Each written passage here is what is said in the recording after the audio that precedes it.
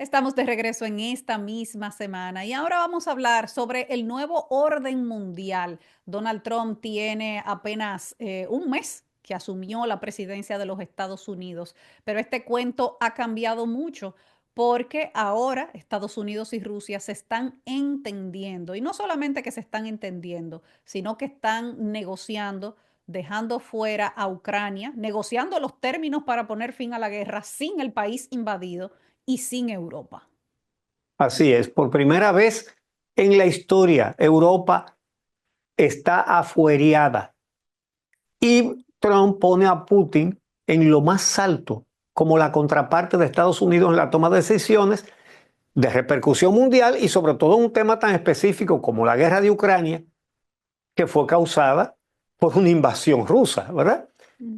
Entonces, ahora son Trump y Putin los que discuten el futuro de Ucrania sin Ucrania y, como tú dices, sin Europa. Primera vez, eso es algo inédito en la historia. No, pero Eh, peor aún, Donald Trump llegó esta semana al colmo de culpar a Ucrania del inicio de la guerra, de pero, pero, culpar a Zelensky del inicio de la guerra. pero lo grande es que, entre otras cosas, dice eso alegando que Zelensky debió entregarle parte del territorio a Ucrania, a Putin, a Rusia, para evitar la guerra.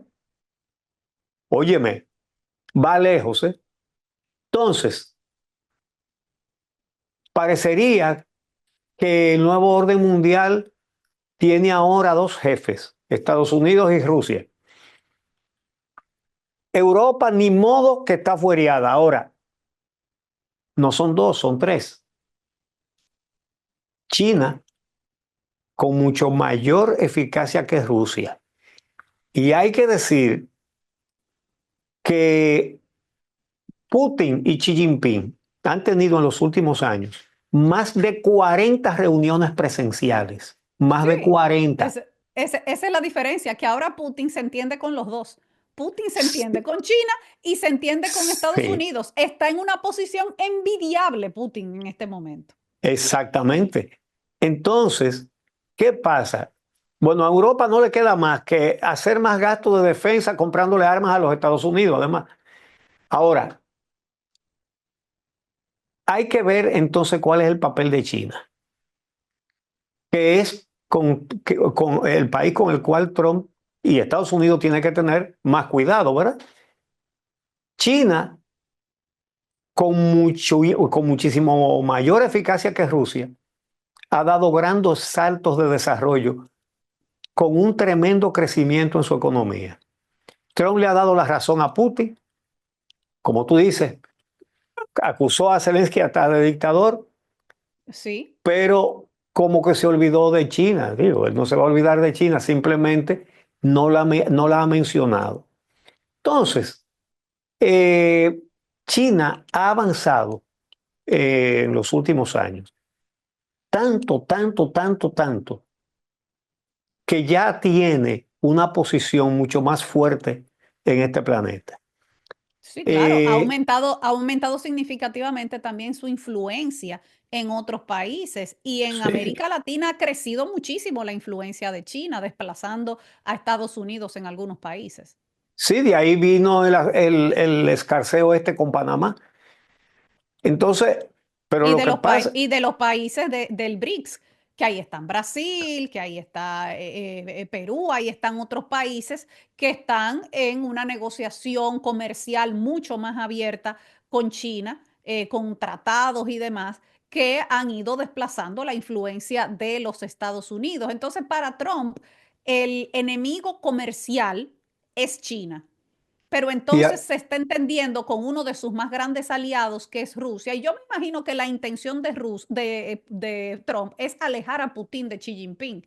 Pero yo dudo mucho que Putin vaya a cerrar bueno, esa puerta que lo ha apoyado durante tanto tiempo. Putin lo que va a hacer es aprovecharse de los dos. pero que además hay que agregar que gran parte del auge económico de China, que es extraordinario, tiene la colaboración de empresas norteamericanas. Es decir, China está fabricando automóviles norteamericanos. Sí. Tesla, Es- por no es- ejemplo, de su más grande aliado. exacto. Pero otras marcas, de las principales marcas de Estados Unidos, se están fabricando en China. Entonces, ¿qué resulta con eso? China, lo primero es que el nivel de vida de la inmensa población de China ha mejorado muchísimo. Ha subido el empleo enormemente, pero no solamente el empleo, sino las inversiones extranjeras en China. China es el país más avanzado en energía limpia, por ejemplo. De manera que esa sí que es difícil de afuerear. Eh, Pero ya veremos cómo le va a Trump con esa política de entrar en esa trilogía, porque hoy día esos son los 3 países más poderosos del mundo. Digo, está claro que pierde el resto del mundo. Ahora mismo Europa está que no sabe qué hacer. Macron ha Sí, llamado a varias reuniones de emergencia en los últimos días porque están a punto de llegar a un acuerdo y van a llegar al acuerdo, Putin y Trump, pasándole por encima a todo el mundo, pero los que son vecinos de Rusia son ellos. Entre así, Estados Unidos y Rusia hay un océano, pero entre el resto de los países de Europa y Rusia no. Entonces, se le ha dado permiso desde Estados Unidos a Putin para que se coja lo que él quiera, que es básicamente lo que están haciendo. Básicamente le exactamente. están diciendo a Ucrania, usted va a tener que darle una parte de su país a Rusia y el Sí, resto sí. nos lo va a tener que dar a nosotros, además, porque además denunció Zelensky que le solicitaron el 50% de los recursos naturales del país. Bueno, es que Trump le pasó una facturita de 500.000 millones de dólares por Sí, los gastos de guerra. No, nunca hubo un acuerdo que dijera que le tenían que devolver a Estados Unidos lo que gasta en la guerra. Y ya le presentó la factura. Le tiene que dar tierras raras. Las tierras raras no, difícilmente las aproveche Ucrania. Y muchísimos otros minerales valiosos que tiene ese país, Ucrania. Bueno, hablando de tierras raras, tenemos que hablar de nuestro país, eh, que tenemos entonces mucha presencia de tierras raras en la República Dominicana, el mineral más apreciado hoy día, ¿verdad? Por su uso en productos sencillos. Por ejemplo, los celulares tienen componentes de tierras raras, pero también componentes que se usan, algunos metales, para naves espaciales, para armas de última generación y todo eso. Entonces Estados Unidos fue que hizo, eh, digamos, los estudios que determinaron la presencia de esos minerales en la República Dominicana. Y obviamente que la negociación no hay forma de que sea con otro país, sino con Estados Unidos. Lo que esperamos es que paguen lo que valen, ¿verdad? Estamos de acuerdo.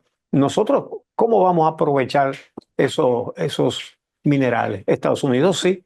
Ahora, que jamás sea una negociación tipo barrigol, jamás.